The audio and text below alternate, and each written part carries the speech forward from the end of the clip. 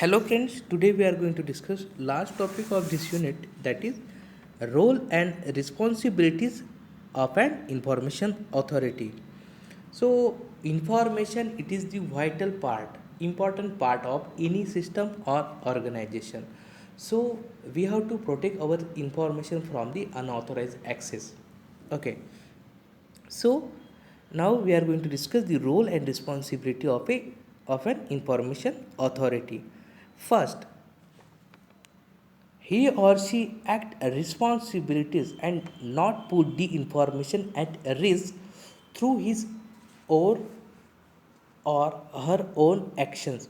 So information is the main part of the system, and here the information authority is the responsible person. So due to silly mistake, foolish mistake by that person or by their actions, not that information which is to be stolen by or steal by the any hacker, he or she should implement the information handling standard in accordance with the campus information.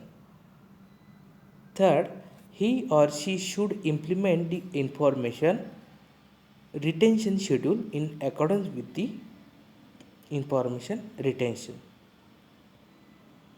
At least once a year, he or she has to send the information security risk inventory and self assessment report to the information security officer.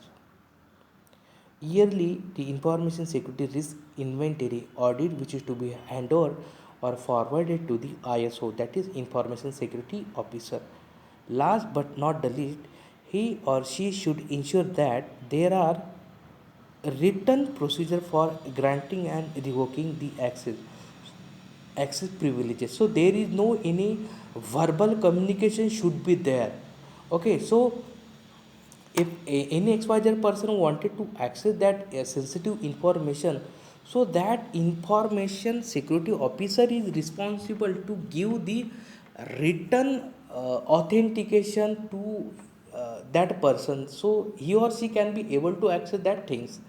Okay, so these are the things which are related to the role and responsibility of the information authority. Okay, thank you.